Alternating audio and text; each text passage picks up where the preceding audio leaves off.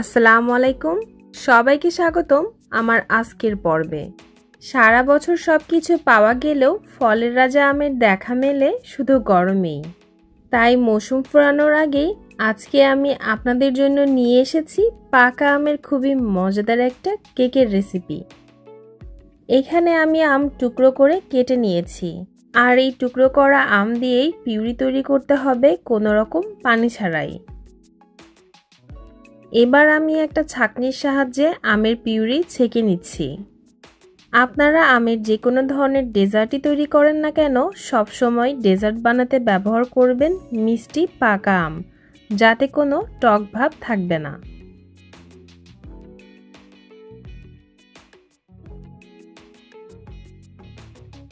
চলে যাচ্ছি পরবর্তী ধাপে। কেকের ব্যাটার তৈরি করার জন্য একটা বোলে নিয়ে নিচ্ছি 1/3 কাপ চিনি, আর সাথে দিয়ে দিচ্ছি 1/4 কাপ সয়াবিন তেল।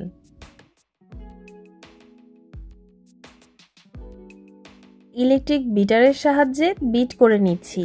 আপনারা চাইলে এই কাজটি হ্যান্ড হুইক্সের সাহায্যেও করে নিতে পারবেন। এবার এর মধ্যে ডিম দিয়ে দিব।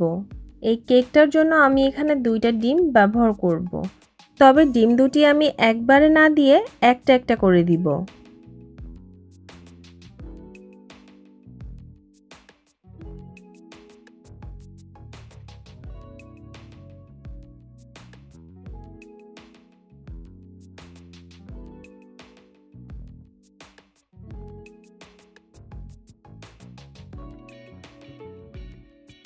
এবার এর মধ্যে আমের পিউরি দিয়ে দিচ্ছি।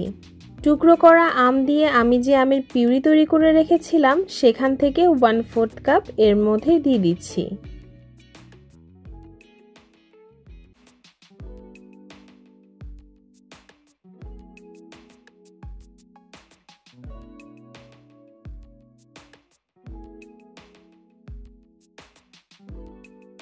সবকিছু ভালোভাবে একসাথে মেশানো হয়ে গেলে এবার এর মধ্যে দিয়ে দিতে হবে 1 কাপ ময়দা আর 2 চা চামচ বেকিং পাউডার।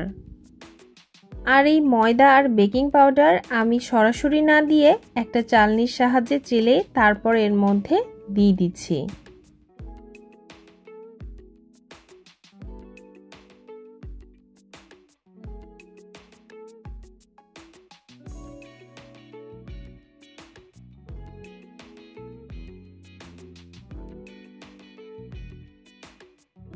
এবার এর মধ্যে ছোট ছোট টুকরো করা আম দিয়ে দিচ্ছি। আর এই টুকরো করা আম আপনি কতটুকু দিবেন সেটা একান্তই আপনার উপর নির্ভর করছে। আমি এখানে টুকরো করা আম 1/2 কাপ নিয়েছি।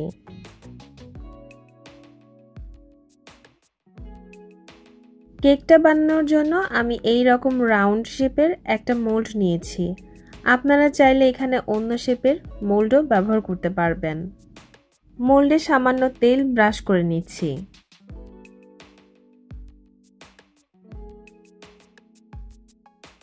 এখানে আমি 2টা সাদা কাগজ এভাবে গোল করে কেটে মোল্ডের মধ্যে এভাবে দিয়ে দিচ্ছি। আপনাদের কাছে যদি বাটার পেপার অ্যাভেলেবল থাকে তাহলে আপনারা এখানে বাটার পেপারও ব্যবহার করতে পারেন।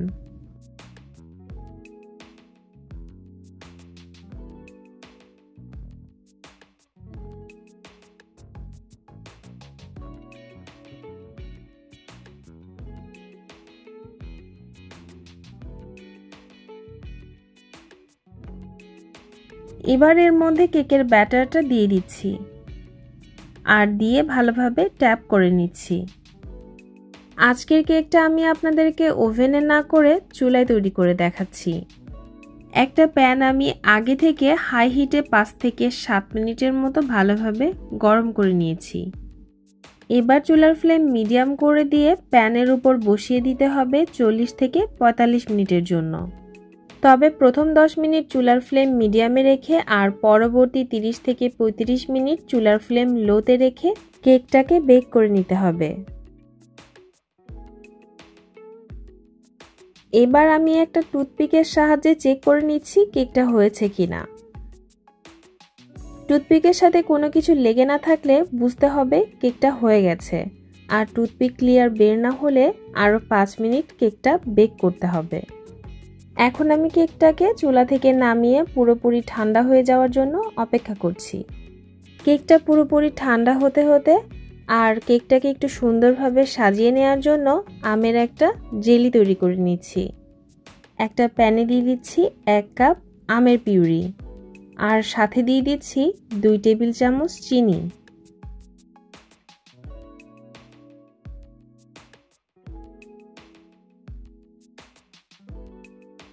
খুব ভালোভাবে নেড়ে মিশিয়ে ঠিক এই রকম ঘন হয়ে আসলে চুলা থেকে নামিয়ে ঠান্ডা করে নিতে হবে।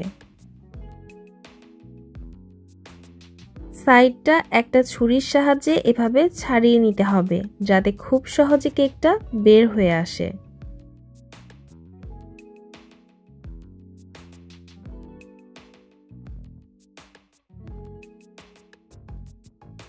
এবার কেকের উপরে আমি এভাবে করে আমের জেলি দিয়ে দিচ্ছি।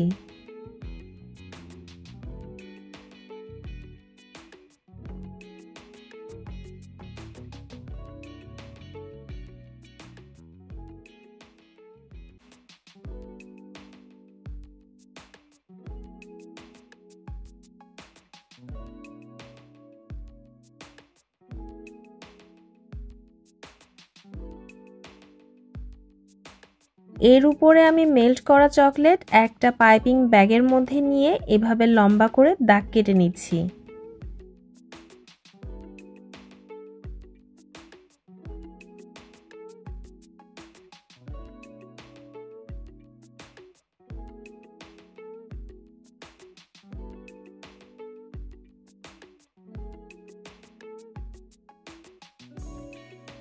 এবার একটা টুথপিকের সাহায্যে এভাবে করে টেনে ডিজাইন করে নিচ্ছি। চাইলে আপনাদের পছন্দ মতো ডিজাইন এখানে করে নিতে পারবেন। খুবই সহজ আর খুবই মজার এই পাকা আমের কেক বা ডেজার্টটি। আমের মৌসুম শেষ হওয়ার আগেই আশা করছি আপনারা আজকের এই রেসিপিটি বাসায় তৈরি করবেন আর আমাকে কমেন্ট করে জানাবেন আজকের এই রেসিপি আপনাদের কাছে কেমন লেগেছে। রেসিপি ভালো লাগলে অবশ্যই লাইক, কমেন্টস, শেয়ার এবং সাবস্ক্রাইব করতে ভুলবেন না। পরবর্তী রেসিপি দেখার আমন্ত্রণ রইল। আল্লাহ হাফেজ।